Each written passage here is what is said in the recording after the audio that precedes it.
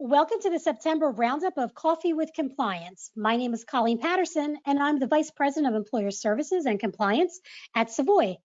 Joining me today is Sara Simkins, who is a Senior Compliance Specialist at Savoy.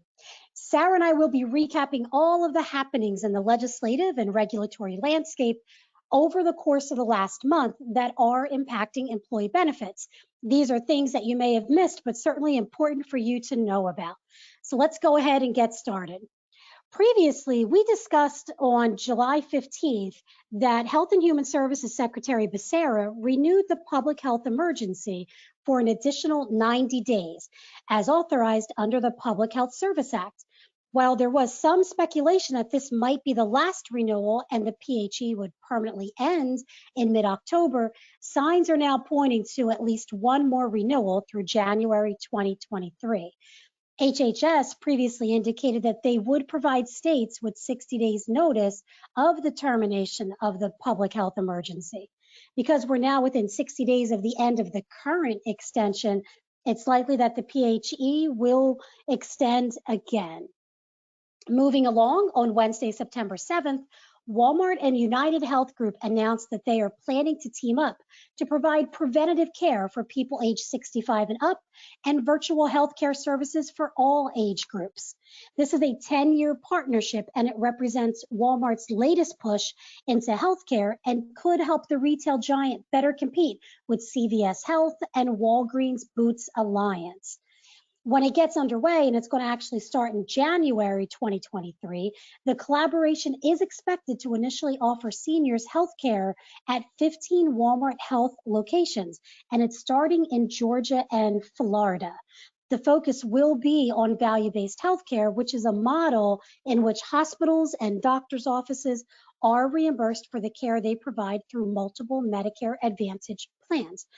Now, initially, this collaboration will exclude coverage for members under the original Medicare program.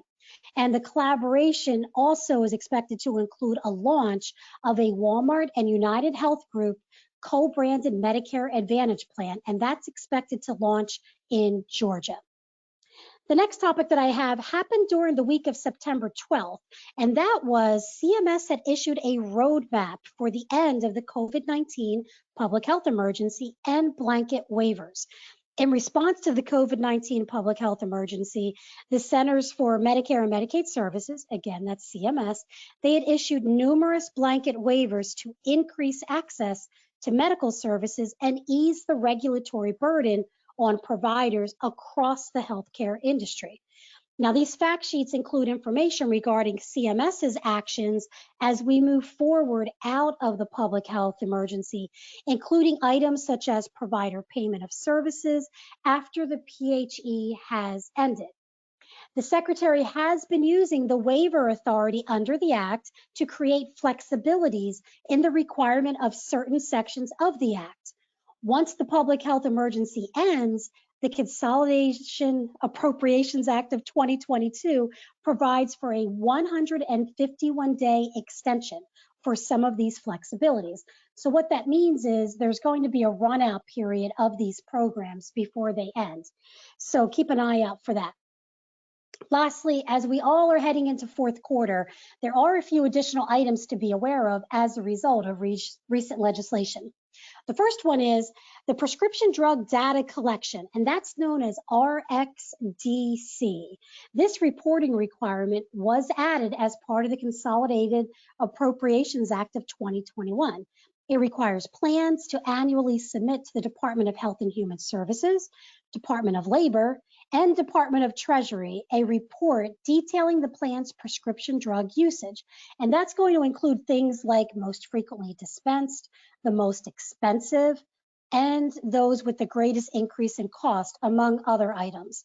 The Centers for Medicare and Medicaid Services, and again, that's CMS, is collecting this information on behalf of the departments and has issued detailed reporting instructions. Although plans can contract with their third-party administrators, and that could also be a pharmacy benefit manager or other plan providers so that they meet these requirements, not all providers are willing to report all of these data elements.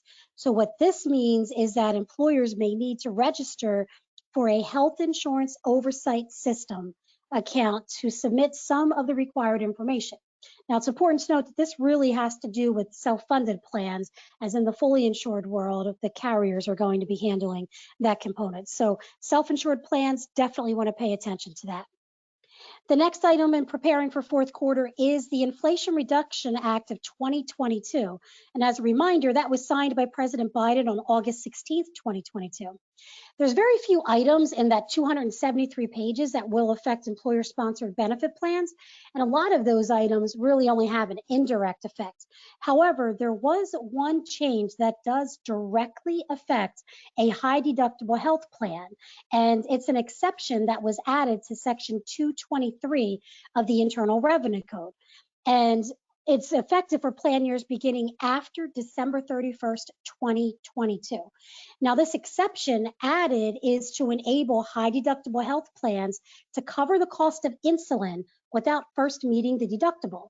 The first dollar coverage for insulin will protect health savings accounts eligibility for those who require an insulin regimen. So employers definitely should determine if their plan requires an amendment in order to implement this change.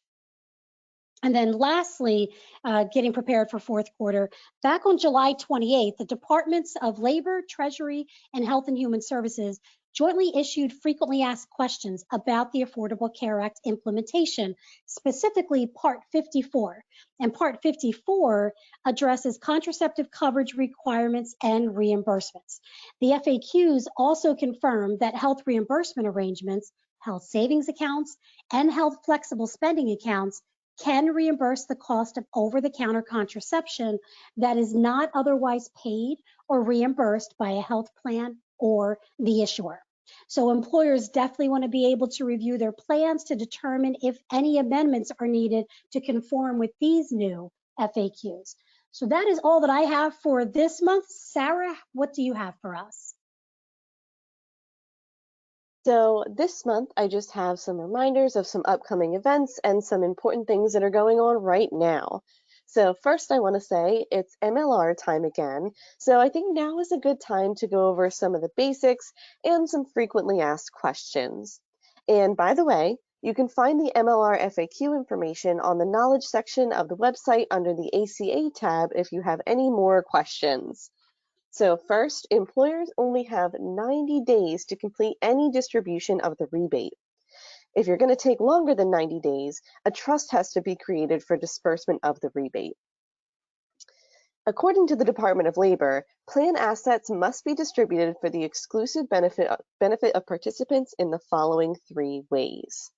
The first is the rebate can be paid to participants under a fair and equitable allocation method, such as a cash payment based on the actual total contribution by the participant. The employer can apply the rebate toward a future participant premium payment by reducing the impacted employee's salary reduction contributions for a specified period. Or the employer can use the rebate to provide enhanced benefits for the participants. It's at the discretion of the employer which distribution method is used, as long as it's considered a fair and equitable distribution to plan participants.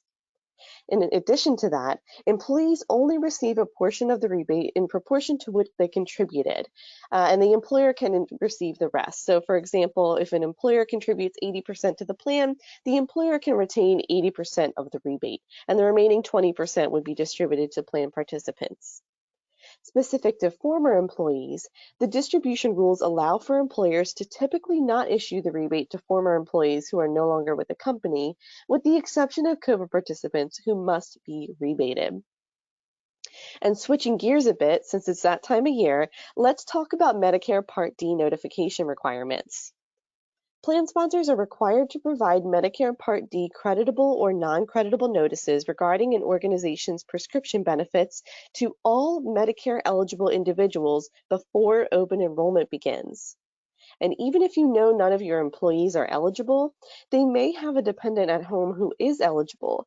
So the best practice is to distribute this notice to all employees and COBRA continuees. Medicare holds Part D open enrollment each year from October 15th to December 7th, which is why it's important for group health plan participants to receive their employer's notice before October 15th. In addition to the employee notification requirements, at a minimum, the disclosure to CMS must be completed online by a plan sponsor at the following times. So the first is annually within 60 days after the beginning of the plan year for which the entity is providing the disclosure to CMS, within 30 days after the termination of the prescription drug plan, and within 30 days after any change to the creditable coverage status of the prescription drug plan. And finally, I also want to touch on some upcoming webinars and make sure they're on your radar. So October 19th, we have our annual notices webinar, and November 16th, we have our employer shared responsibility reporting webinar.